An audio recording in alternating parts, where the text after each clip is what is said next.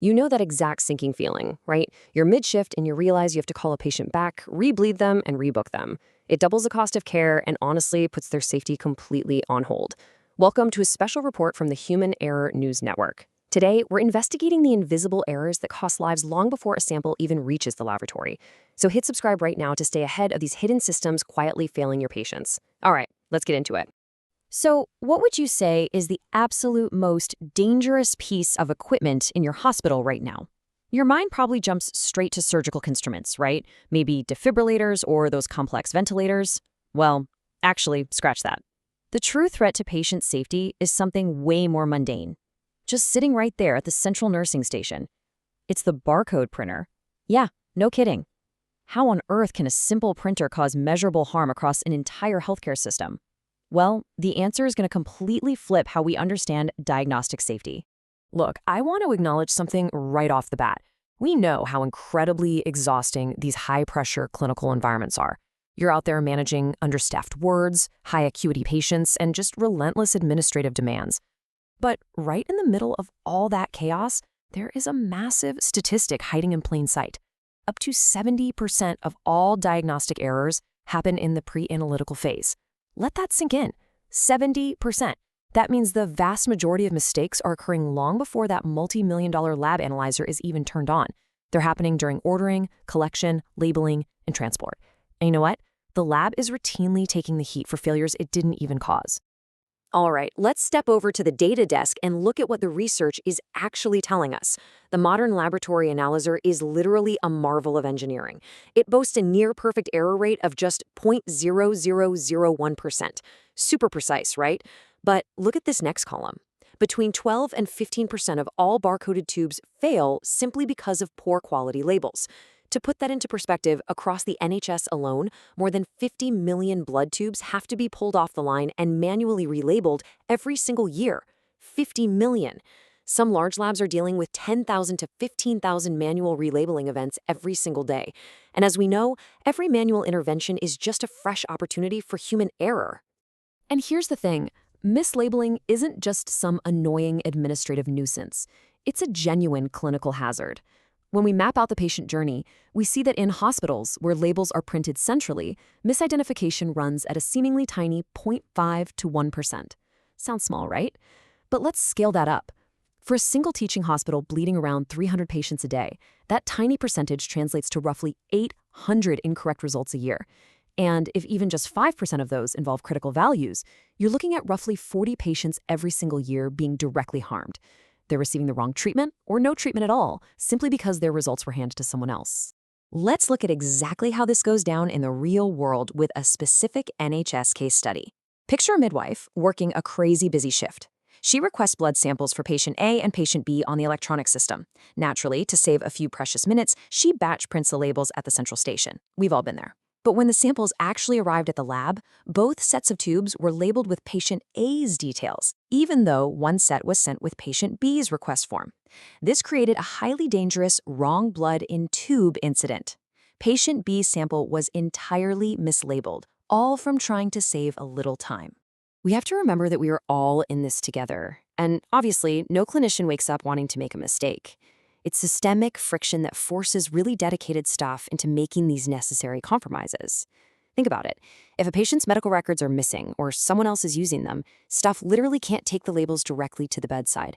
Add in intense cognitive overload, total fatigue from a 12-hour shift, and a central desk just covered in open records, the risk of grabbing the wrong label skyrockets. It's really a system designed to fail the human operating it.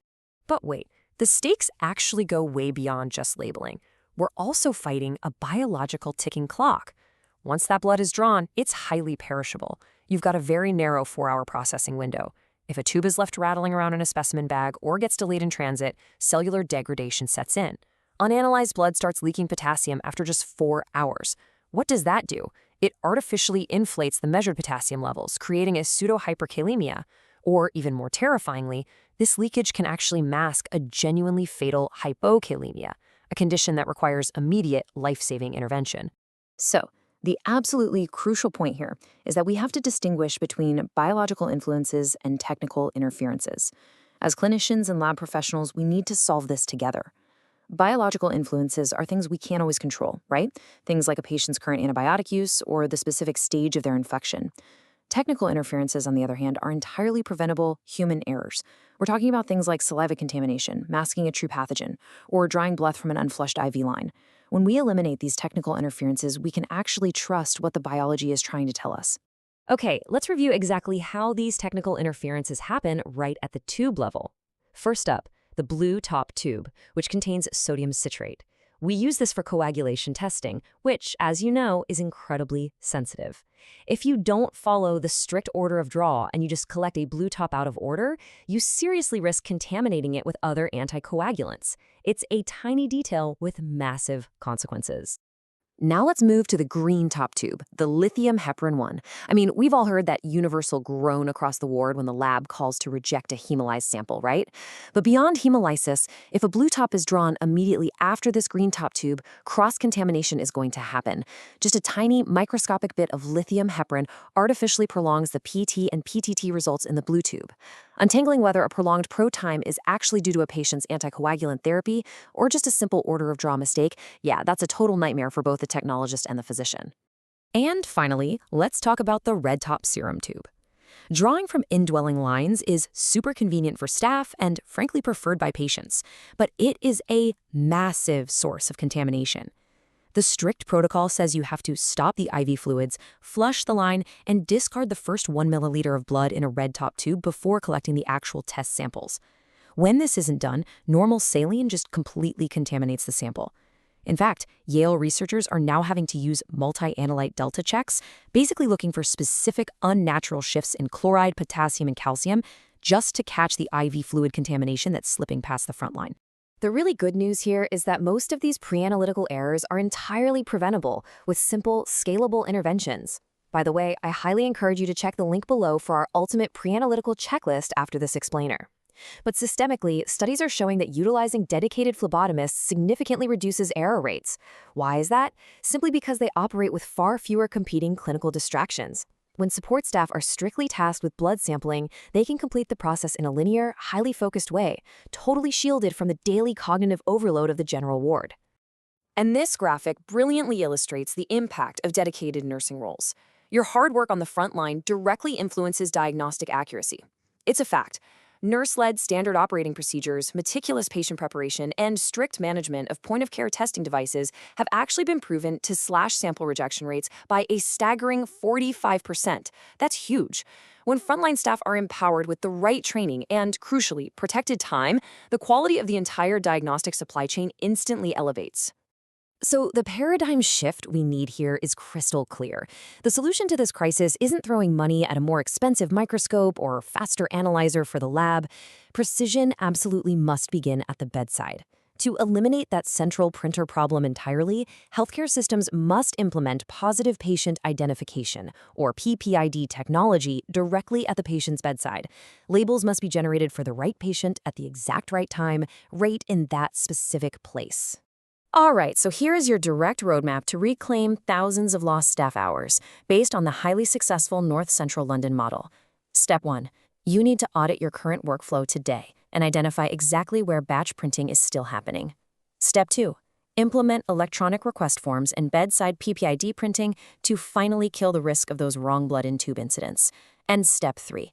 Establish digital end-to-end tracking from the exact moment a tube is picked up to the moment it hits the lab. It is time for us to close the loop between the request and the result. The true path to diagnostic safety doesn't run through the lab. It runs right through the phlebotomist trolley and the bedside printer. So I want you to take this explainer, share it with your ward manager, and really audit your workflows today. Because think about it. If we are losing up to 70% of our accuracy before the blood even reaches the analyzer, you have to ask yourself, what other invisible systems are quietly failing your patients right now?